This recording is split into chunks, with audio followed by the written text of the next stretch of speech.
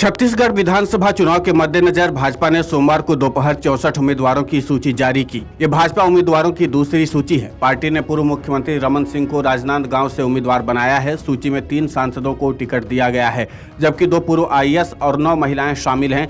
दूसरी सूची में भाजपा ने 19 अनुसूचित जनजाति और 9 अनुसूचित जाति पर भी भरोसा जताया है। इससे पहले भाजपा ने 21 उम्मीदवारों की सूची जारी की थी, जिसमें कांकेर से आशाराम नेताम, प्रेमनगर से भूलन सिंह मरावी और कोरबा से लखनलाल देवांगन को उम्मीदवार बनाया गया था। पहली सूची में भाजपा ने 10 अनुसूचित जनजाति और 1 एससी के अलावा सांसद विजय बघेल के नाम पर मुहर लगाई थी। सूत्रों के अनुसार बीजेपी जिन सीटों पर कमजोर है वहां पर अपने प्रत्याशियों का ऐलान पहले कर रही है। वहीं इस बार जातीय समीकरण को भी प्राथमिकता देकर के लिस्ट जारी करने की रणनीति बनाई गई है।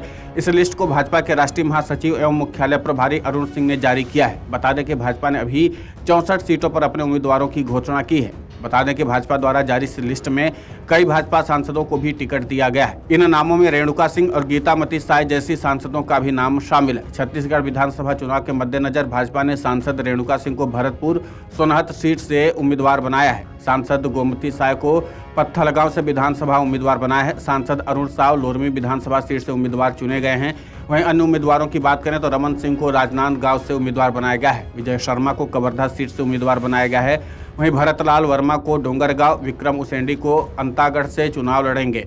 मनेन्द्रगढ़ से श्याम बिहारी जायसवाल, बैकुंठपुर से भैयालाल राजवाड़े, सामरी से उधेश्वरी पैकरा, सीतापुर से रामकुमार टुप्पो, जशपुर से रायमुनि भगत, कुनकुरी से विष्णुदेव साय, लैलूंगा से सुनीति सत्यानंद राठिया, रायगढ़ से retired IAS OP Chaudhary, Sarangarh से शिव कुमारी चौहान, रामपुर से ननकीराम कंवर को भाजपा ने अपना उम्मीदवार बनाया है। वहीं कटघोरा से प्रेमचंद पटेल, पाली तानाखार से रामदयाल उइके, कोटा से प्रबल प्रताप सिंह जुदेव, लोरमी से अरुण साव, मुंगेली से पन्नूलाल मोहले, तखतपुर से धर्मजीत सिंह, बिलासपुर से अमर अग्रवाल, जांजपुर चांपा से नारायण प्रसाद चंदेल, महासमुंद से योगेश्वर राज सिन्हा, भाटपारा से शिवतरन शर्मा, रायपुर ग्रामीण से मोतीलाल साहू, रायपुर नगर पश्चिम से राजेश मूड़त, रायपुर नगर उत्तर से पुरंदर मिश्र, रायपुर नगर दक्षिण से ब्रिजमोहन अग्रवाल, दुर्ग ग्रामीण से ललित चंद्राकर, दुर्ग शहर से गजेंद्र यादव, भिलाई नगर से प्रेम प्रकाश पांडे, जगदलपुर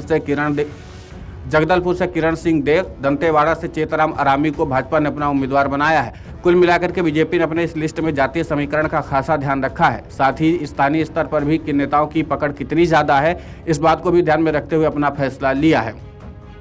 आपको बता दें कि इस बार बीजेपी ने अपने उम्मीदवारों की लिस्ट में कुछ सांसदों को भी चुनावी मैदान में उतारा है। ऐसे में देखना दिलचस्प होगा कि इस बार जो नया सियासी समीकरण बीजेपी ने सेट किया चुनाव जीतने के लिए, उसमें उसको कितनी सफलता मिलती है। फिलहाल छत्तीसगढ़ में बीजेपी ने अपने उम्मीदवारों का नाम घोषित करके कांग्रेस के लिए चुनौती भी पेश कर दी है। लेकिन सबसे महत्वपूर्ण बात होगी कि जिस तरीके से चुनावी समीकरण बीजेपी ने सेट किया है और उसके आधार को अगर देखा जाए तो अब बीजेपी अपने रणनीति के तहत ही इस बार सांसदों को भी चुनावी मैदान में उतारा है। यानी जहां पर भाजपा की पकड़ सबसे ज्यादा कमजोर है, वहां पर सांसदों को चुनावी मैदान में उतार दिया है।